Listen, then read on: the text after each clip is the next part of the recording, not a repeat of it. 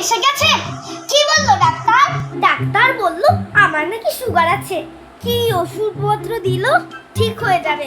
ও মাথা না নিলে আমার জন্য এক কাপ চা বানিয়ে আনো দেখি। ঠিক আছে। মা, আমাকে একটু চিনি দিন তো।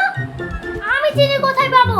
এই তো ডাক্তার বললো আপনার নাকি সুগার আছে, সেখান থেকে 2 চামচ দিয়ে দিন না। দেখ, তোমাকে চা বানাতে হবে না, বলেছিলাম জ্যান্ত মাছের ঝোল করতে, সেটা করেছো?